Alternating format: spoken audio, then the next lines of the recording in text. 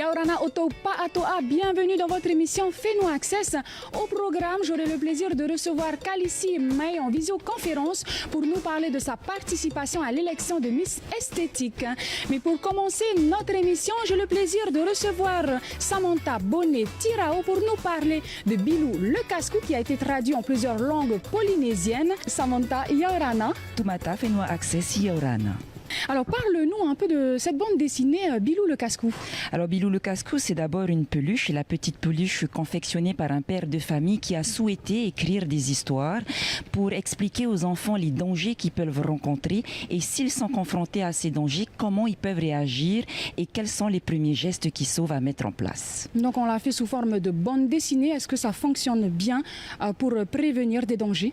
Alors oui, effectivement, c'est fait sous forme de bande dessinée. Il n'y a pas meilleur moyen que d'expliquer aux enfants, pour parler aux enfants, des gestes qui sauvent avec des dessins, des images et des mots qui sont de leur niveau. Alors, tu nous parles des enfants et des parents. Est-ce qu'il y a une prévention également? Oui, alors c'est l'occasion pour Bilou le Cascou au fait de sensibiliser les parents par le biais notamment de la langue de la BD qui a été traduite dans toutes les langues polynésiennes et qui met Bilou au fait en évidence sur la plage et qui n'est pas attentif aux risques qui l'entourent, ou Bilou le Cascou qui va tout simplement à la mer sans protection solaire.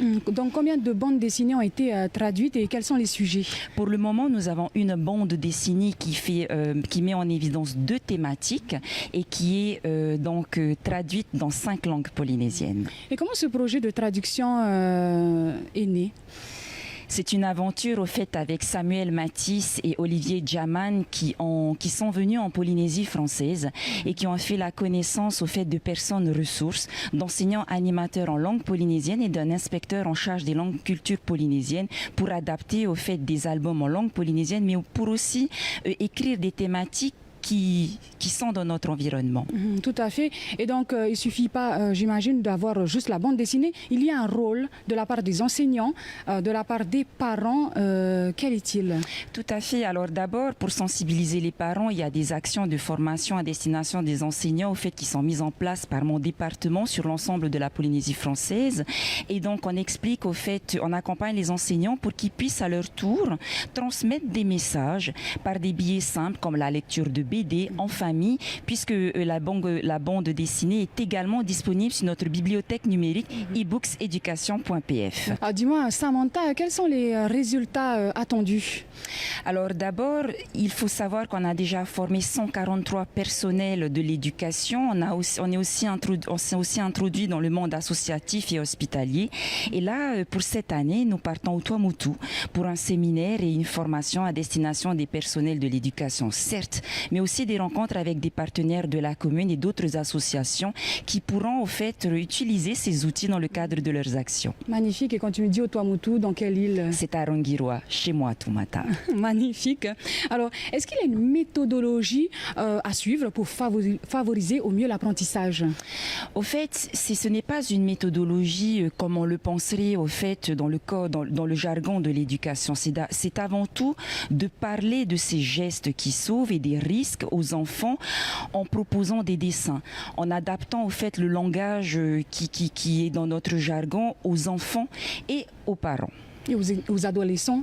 Tout à fait, aux adolescents. D'ailleurs, les formateurs de la Fédération française de la prévention des risques interviennent aussi au CJA et les élèves du CJA ont pu bénéficier au fait de ces actions de prévention et de sensibilisation. Et donc les BD de Bilou et Cascou évoquent la prévention des risques domestiques comme tu l'as énoncé, mais n'est-il pas là un moyen également d'aborder d'autres thèmes qui sont plus ou moins tabous dans les structures scolaires telles que la violence physique, la sexualité par exemple? Disons que c'est un moyen au fait toujours de sensibiliser les élèves et d'apporter au fait ces notions qui doivent attirer leur attention autrement.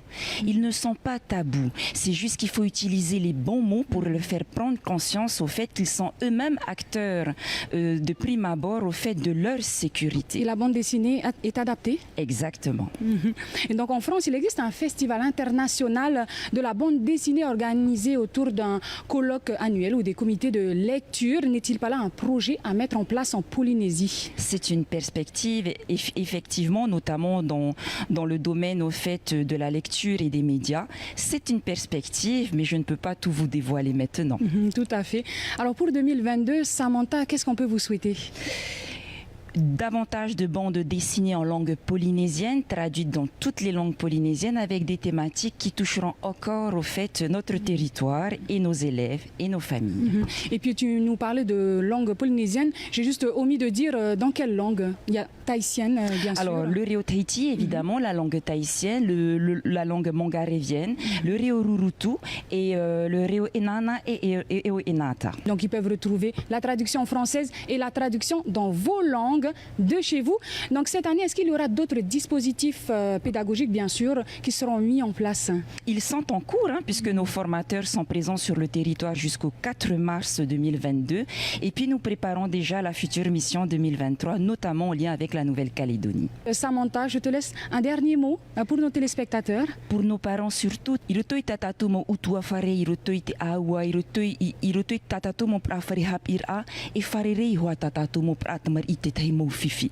Na te I rava ia e ape me Yamato, no te tautru atu ia Yamato, te mo metua, e nenhe ia toa tato I whaahupa te I mo muiha. Maruru Samantha, no te te ramai I onei. Maruru ia oe, maruru Fenua Access. On continue notre émission avec ce Hoho A News.